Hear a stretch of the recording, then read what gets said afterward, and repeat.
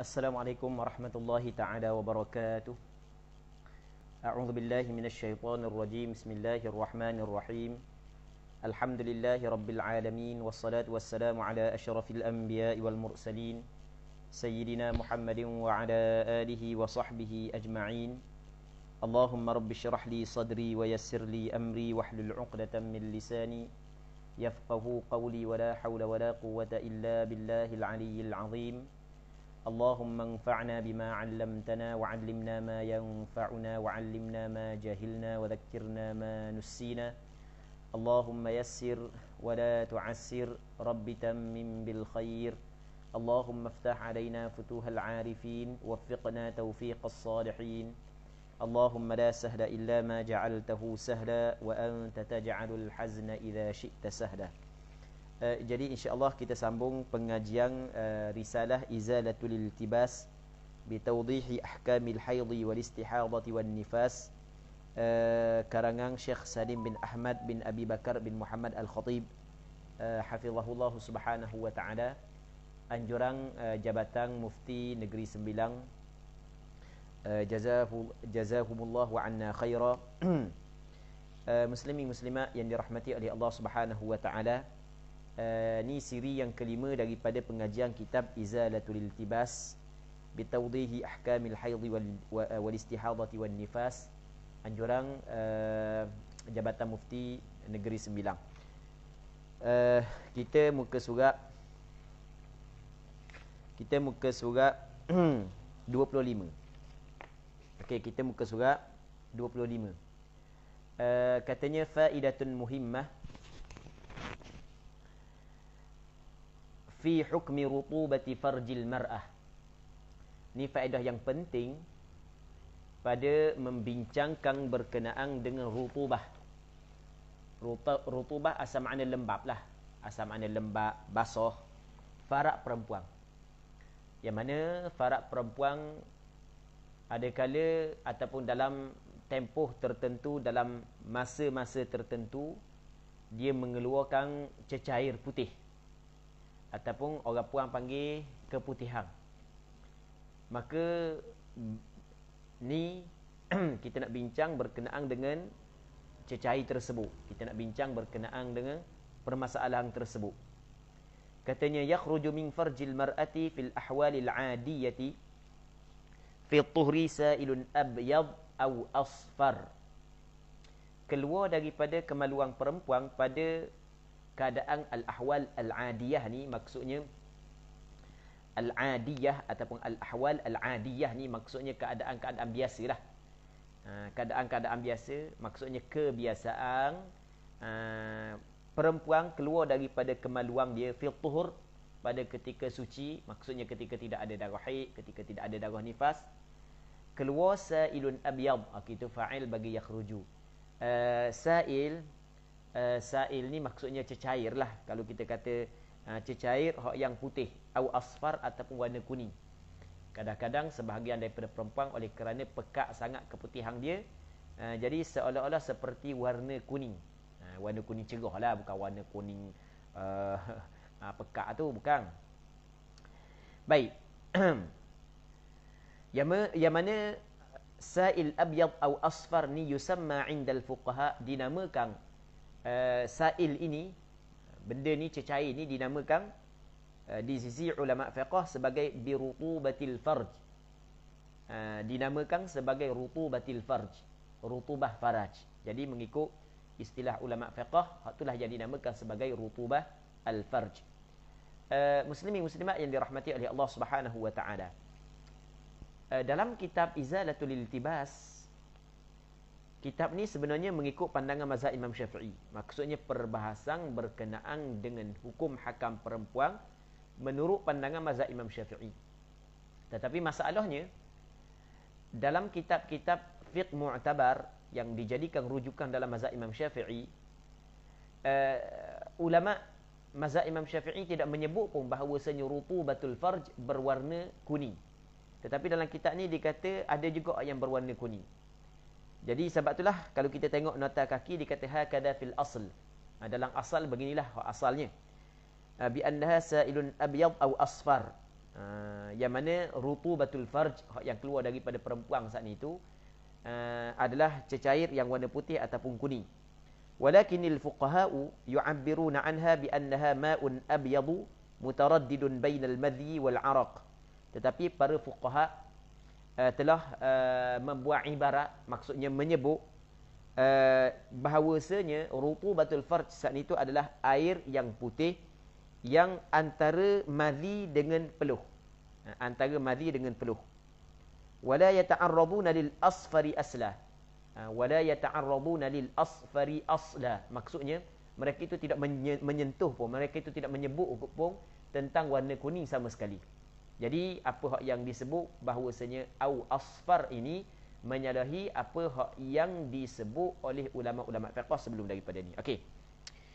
Muslimi muslimat yang dirahmati oleh Allah Subhanahu wa taala, dan mungkinlah maksud asfar di sini adalah melihat kepada ada segelintir ataupun sebahagian daripada perempuan kerana kepekatan ataupun pekat sangat keputihan yang keluar sehingga seakan-akan berwarna kuning. Mungkin begitu. Baik. Cuma dalam masalah ni, muslimin muslimat yang dirahmati oleh Allah Subhanahu wa taala, apabila kita kata ada keputihan perempuan yang terlalu pekat yang seakan-akan warna kuning, maka di sini ada sebahagian daripada perempuan yang akan yang tidak dapat membuat perbezaan di antara keputihan dan kuning yang menjadi warna kepada darah haid. Sebelum daripada ni kita menyebut bahawasanya antara sifat bagi darah haid adalah warna. Yang mana warna darah haid dia terbahagi kepada beberapa warna. Yang paling kuat adalah warna hitam. Yang kedua warna merah. Yang ketiganya warna perang. Yang keempatnya adalah warna kuning. Yang kelimanya adalah warna keruh. Sebelum daripada ni kita sebut yang pertama aswad, okey, itu bahasa Arab. Yang keduanya asfar, yang ketiganya ashqar, yang keempatnya yang pertamanya aswad, yang keduanya ahmar, yang ketiganya ashqar, yang keempatnya asfar, yang kelimanya akdar.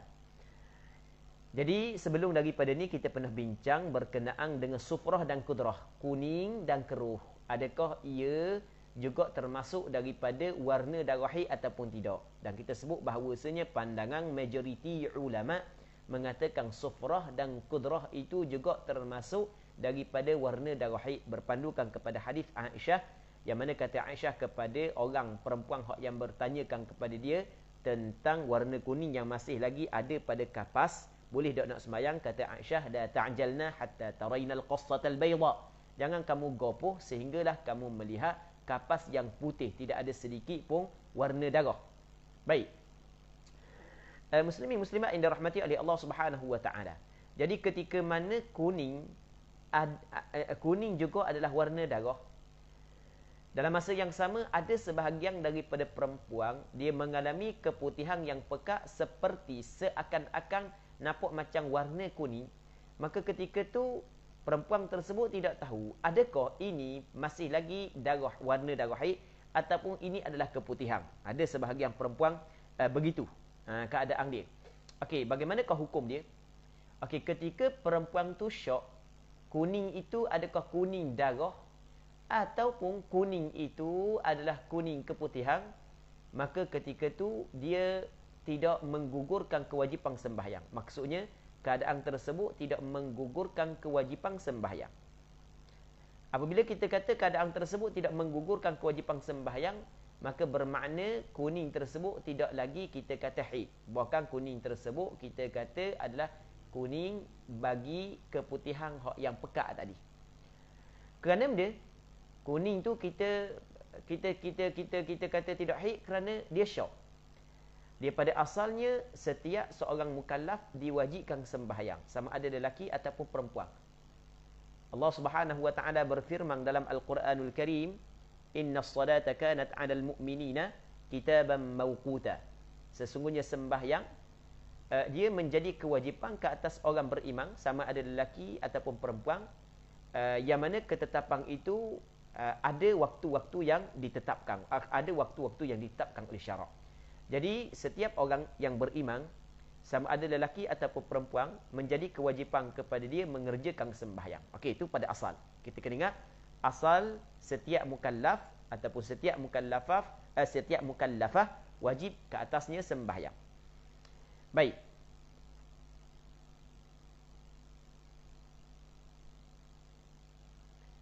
Okey, nanti soalan-soalan nanti Yana jawab lepas daripada ni ya.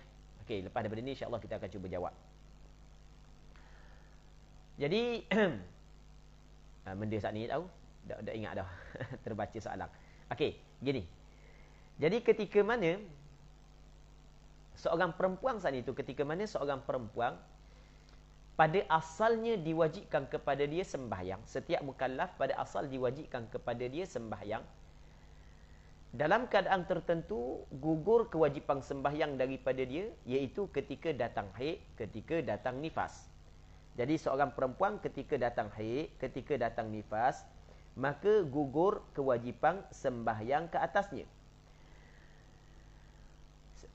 Ketika mana perempuan tu tidak yakin apa hak yang keluar itu adalah haid, kerana ada kemungkinan kuning itu masih lagi warna haid, dan kemungkinan kuning itu adalah warna kepada keputihan ataupun warna keputihan, sebab kebiasaan dia keputihan dia seakan-akan kuning, maka ketika tu tidak yakin haid itu, dia tidak dapat menggugurkan kewajipan asal sembahyang.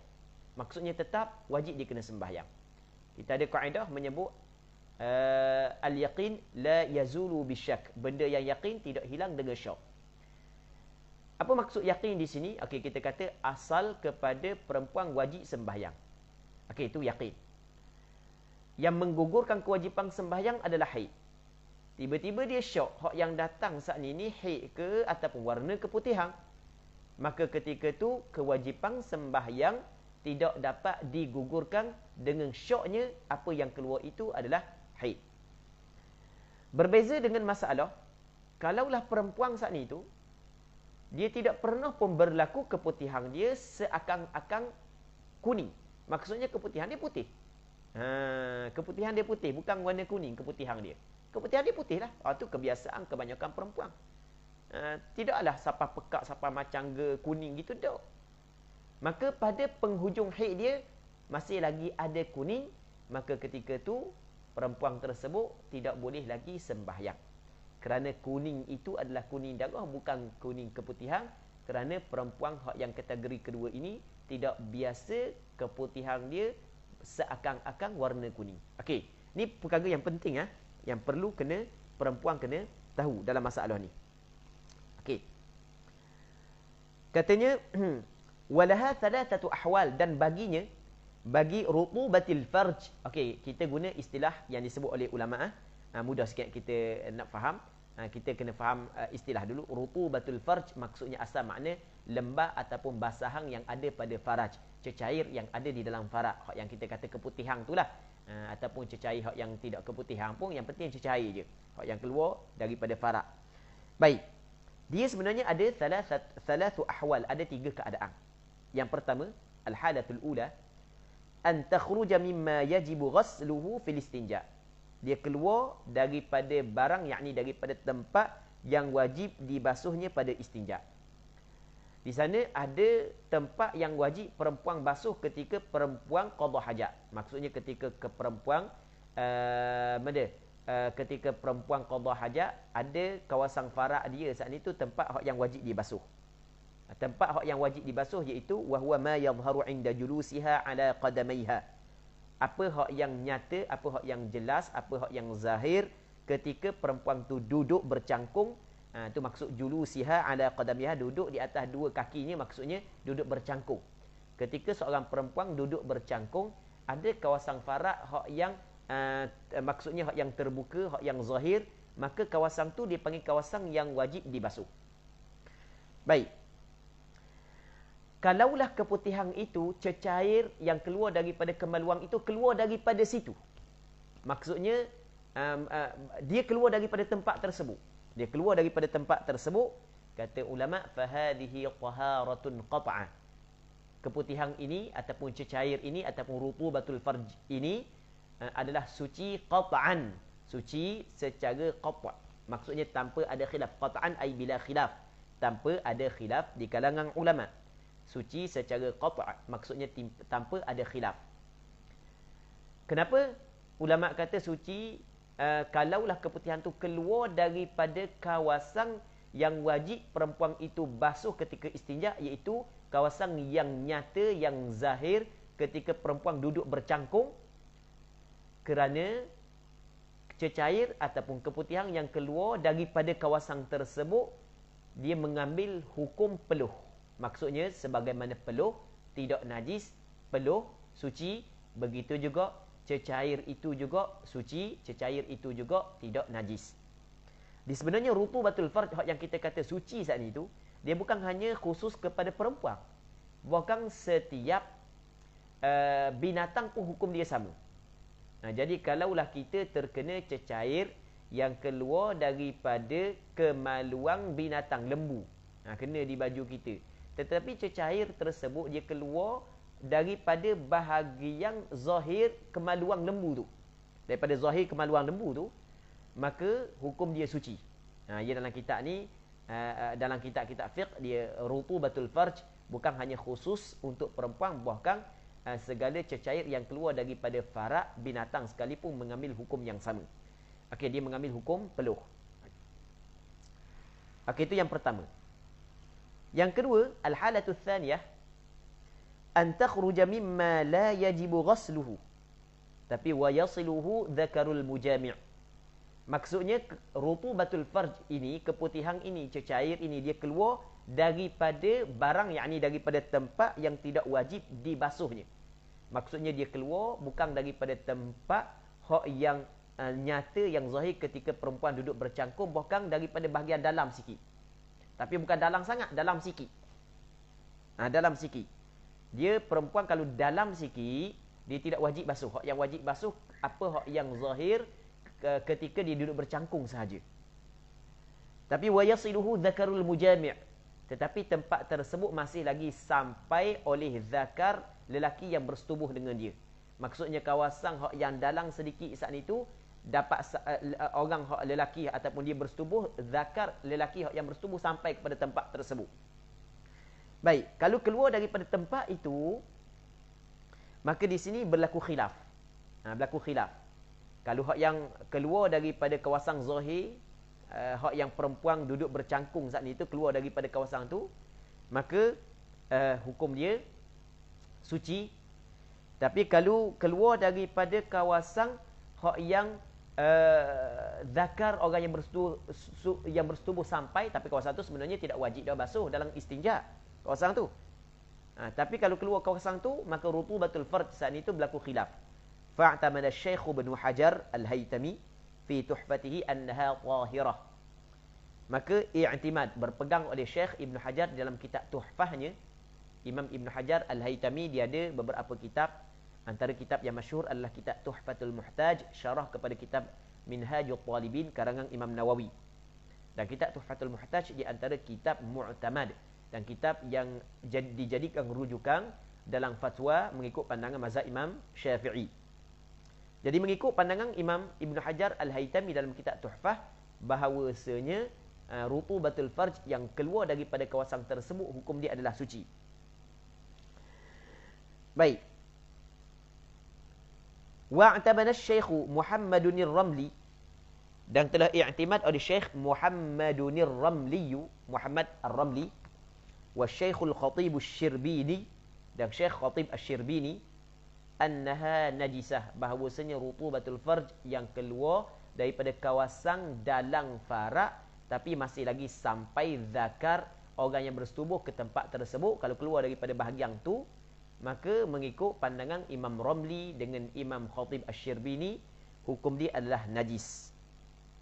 Okey, apakah alasan Khatib Asy-Syirbini dengan Imam Ramli? Dia katanya li'annaha rutubatun jawfiyah, kerana sesungguhnya cecair tersebut adalah cecair yang datang ataupun yang dinisbahkan kepada jauf, yang dinisbahkan kepada bahagian dalam. Jauf ni asal makna rongga, yang dinisbahkan kepada bahagian dalam. Maka setiap apa yang keluar daripada kemaluan perempuan, hukum dia najis, melainkan air mani. Begitu juga setiap perkara yang keluar daripada zakar lelaki adalah najis melainkan air mani. Jadi mengikut pandangan Syekh Ramli dan Syekh Khatib Asy-Syirbini, yang keluar daripada bahagian dalam saat itu dia mengambil hukum madhi. Hukum madhi, hukum dia adalah najis. Baik. Berapa dah? 2. Yang ketiga, an takhruja min wara'i batinil farj, bahawa keluarlah keputihan itu daripada wara' belakang, daripada belakang batin farak, belakang dalam farak, maksudnya lebih dalam lagi. Maksudnya keluar daripada kawasan yang zakar orang yang bersetubuh tidak sampai pun kepada tempat tersebut, dalam sangat. Wahwa, iaitu wara' batinil farj ma la yasiluhu zakarul mujami', kawasan barang, yakni tempat ataupun kawasan yang tidak sampai akan dia oleh zakar al-mujami'. Zakar al-mujami' maksudnya zakar orang yang bersetubuh. Fahya, maka iaitu rutubah saat itu najisatun qat'an, najis qat'an secara putus, maksudnya tanpa ada khilaf. Jadi kalau kita buat kesimpulan, jadi kita faham dah apa yang disebut dalam kitab, kita buat kesimpulan. Jadi sekarang ni kita nak bincang, adakah keputihan itu najis ataupun tidak. Jadi keputihan najis ataupun tidak, keputihan memang jelas busuk keputihan. Tapi cuma adakah dia najis ataupun tidak, dia tidak semesti benda yang busuk hukum dia najis, tidak semesti. Dan tidak semesti benda yang keluar daripada kemaluan najis. Ada benda yang keluar daripada kemaluan tidak najis. Sebagai contoh mani. Dalam masalah rutubatul farj ataupun keputihan ataupun cecair yang keluar daripada kemaluan perempuan, maka kena tengok keluar daripada tempat mana. 2 masalah sepakat ulama, 1 masalah berlaku khilaf. Masalah yang sepakat yang pertama, kalau keluar daripada kawasan yang zahir ketika perempuan duduk bercangkung. Keluar daripada kemaluan farak perempuan yang zahir ketika perempuan duduk bercangkung, maka hukum dia adalah suci. Sebab dia mengambil hukum peluh. Maksudnya dia seperti hukum peluh. Baik. Seperti hukum peluh. Sebagaimana peluh suci, begitu juga keputihan atau cecair tersebut juga hukum dia suci. Ini yang pertama. Yang keduanya adalah kalau dia keluar daripada bahagian dalam farak perempuan yang tidak sampai pun zakar orang yang bersetubuh, maka hukum dia adalah najis. Okey, 2 masalah ni sepakat ulama tanpa ada khilaf. Hak yang berlaku khilaf adalah kalaulah keputihan saat itu keluar daripada kawasan yang sampai zakar orang yang bersetubuh. Orang yang bersetubuh sampai zakar pada tempat tersebut. Adakah dia najis ataupun suci? Mengikut pandangan Imam Ibn Hajar dalam kitab Tuhfatul Muhtaj, hukum dia suci. Manakala mengikut pandangan Imam Ramli, Imam Khatib Asy-Syirbini, hukum dia adalah najis. Okey, jelas.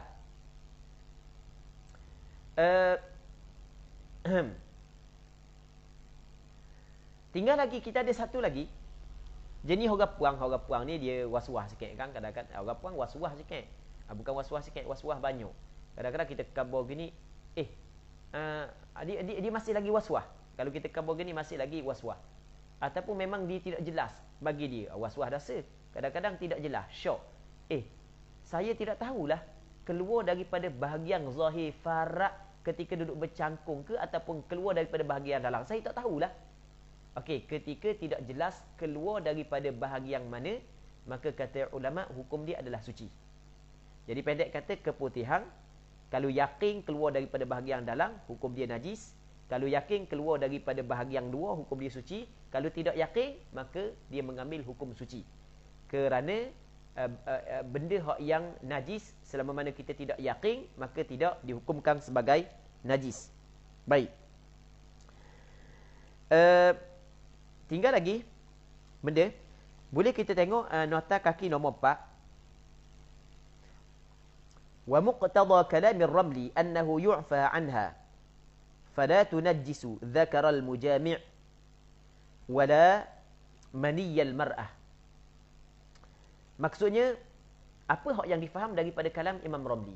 Jadi Imam Ramli kata kalaulah keputihan saat itu keluar daripada bahagian yang sampai zakar orang yang bersetubuh. Kalau keluar daripada bahagian tu, maka hukum dia adalah najis. Apa yang dapat difaham daripada kalam Imam Ramli? Annahu yu'fa anha. Keputihan tersebut dimaafkan. Fala tunajjisu zakaral mujami'. Zakar orang yang bersetubuh dengan dia, yang terkena keputihan ketika bersetubuh tu, dia tidak, keputihan itu tidak menajiskan. Maksud tidak menajiskan, maksudnya dimaafkan. Maksudnya dimaafkan. Wala maniyal mar'ah, dan dia tidak juga menajiskan mani bagi perempuan. Kalau perempuan keluar mani bercampur dengan keputihan tersebut, juga dimaafkan. Itu maksud dia. Lepas tu dia kata walau syakka fi kauniha tahiratan aw najisah, kalau sekiranya syak. Walau syakka, sekiranya syak. Dia kena kata walau syakkat. Tu sebenarnya hak yang lebih tepat. Walau syakkat, sebab takkan lelaki hak yang syak, perempuan yang syak. Tu kebiasaan begitulah. Sebab syakka kena kembali kepada lelaki. Kena kata walau syakkat, kalau sekiranya seorang perempuan itu syak, ragu-ragu. Fi kauniha tahiratan aw najisah. Keputihan ni suci ke najis? Keluar daripada mana? Keluar daripada bahagian zahir ke ataupun bahagian dalam tu? Dia syak. Sebab dia syak lihtimal khurujiha min hadd adh-dhahir wal batin, kerana ada ihtimal, kerana ada kemungkinan dia keluar daripada hak zahir ataupun hak batin. Fal aslu taharah, maka asal adalah suci. Okey. Lepas tu kita tengok nota kaki nombor 5. Hak tadi kita cerita berkenaan dengan najis dan suci. Kita berbincang berkenaan dengan najis ataupun suci. Okey, jelas. Lepas daripada ni kalau orang tanya bab keputihan, kita boleh jawab dah, insya-Allah. Ini satu ilmu yang mungkin sebahagian besar telah mengetahui hukum dia. Namun mungkin ada sebahagian kecil daripada peserta yang mengikuti pengajian kitab ini belum lagi mengetahui hukum tersebut. Belum lagi mengetahui. Sebab baru ni dalam Mareng masa ana duduk di klinik hukum Jabatan Mufti Terengganu, sebab ana dilantik, alhamdulillah dilantik menjadi ahli panel klinik hukum Jabatan Mufti Terengganu, yang mana ada seorang ustazah, dia mari tanya berkenaan dengan keputihan. Sebab dia kata ada orang kabur keputihan najis. Jadi macam mana kalau kita kena basuh semua ke setiap kali kita nak semayang? Dia kata gitu. Setiap kali kita nak semayang kita basuh semua sebab ada orang kata najis. Dia ustazah dah. Dia ustazah dah, dia mari tanya. Lepas tu ana pun jawab, ana kata kalau mengikut mazhab Imam Syafi'i, dia sebenarnya keputihan tidak dihukum najis secara mutlak dan tidak dihukum suci secara mutlak. Bahkan ada perinciannya, ada pembahagiannya. Pembahagiannya sebagaimana hak yang kita cerita. Lepas tu dia kata dah, kalau kita tak tahu tubik daripada mana ustaz? Kalau kita tidak tahu maka hukum dia adalah suci. Tengok, ni disebut dalam kitab. Termasuklah kitab ni sebut. Dan bukan sebenarnya kitab ni saja, kitab-kitab lain pun sama juga.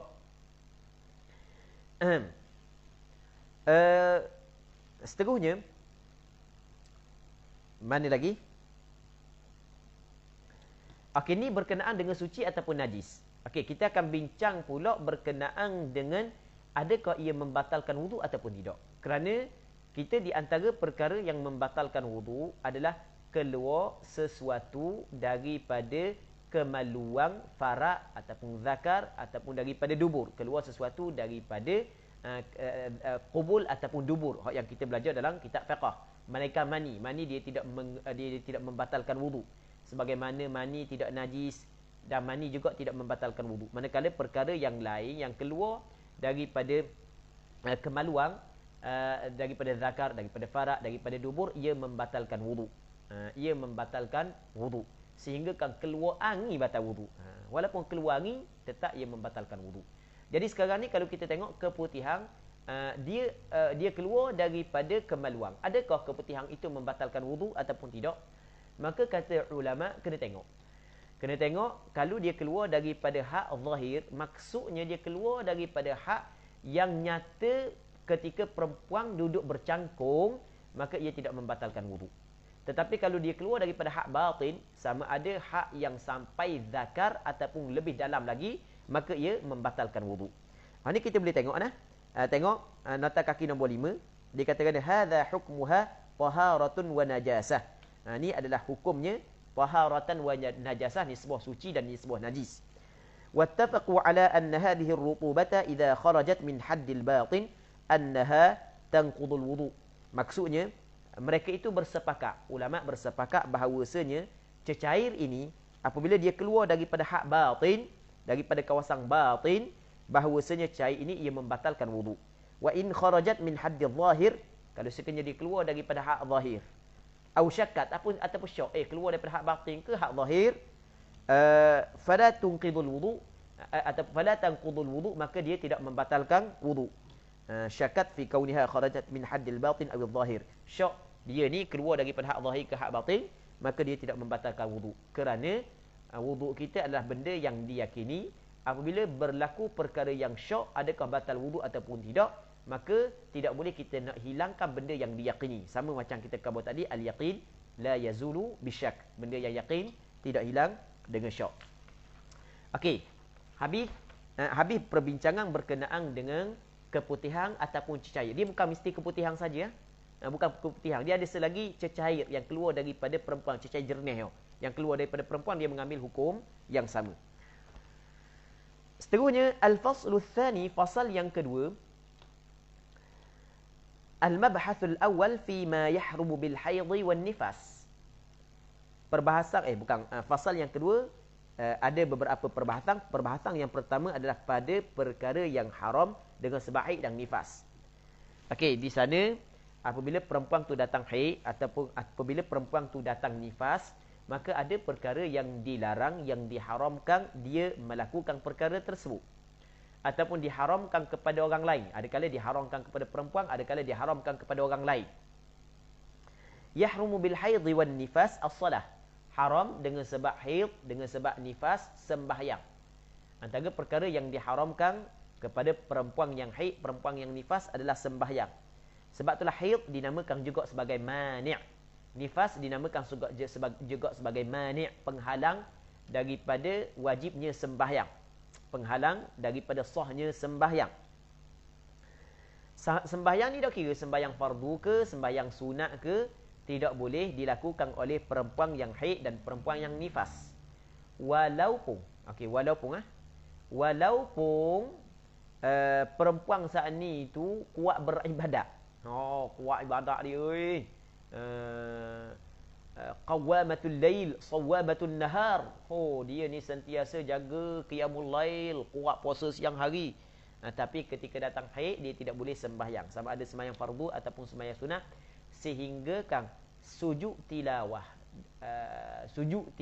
dan sujud syukur tidak boleh dilakukan. Kerana sujud tilawah dan sujud syukur, mengikut pandangan mazhab Imam Syafi'i, dia mengambil hukum sembahyang. Maksudnya disyaratkan padanya suci daripada hadas kecil dan hadas besar. Begitu juga yang keduanya tawaf. Tawaf sama ada tawaf sunat ataupun tawaf wajib.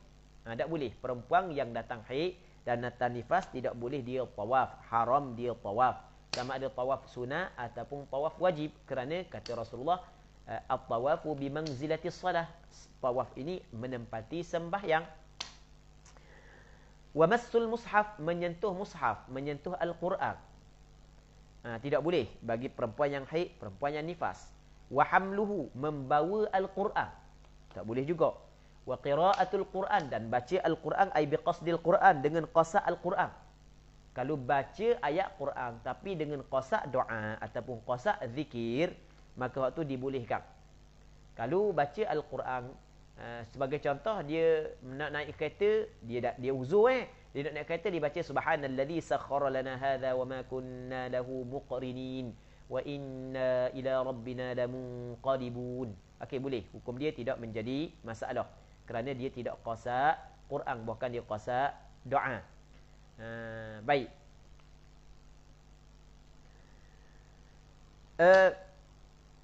Dia tidak dikatakan baca melainkan bersuara. Tidak dikatakan baca melainkan bersuara. Jadi bermakna kalau sekiranya dia menggerakkan bibir mulut, menggerakkan gerahang tanpa menggerakkan lidah, tanpa mengeluarkan suara, hukum dia adalah dibolehkan. Apatah lagi kalau dia membaca di dalam hati, lebih-lebih lagi dibolehkan. Dia haram membaca Al-Quran ketika haid dan ketika nifas Dia tidak ada perbezaan bagi perempuan yang hafal Quran ataupun tidak.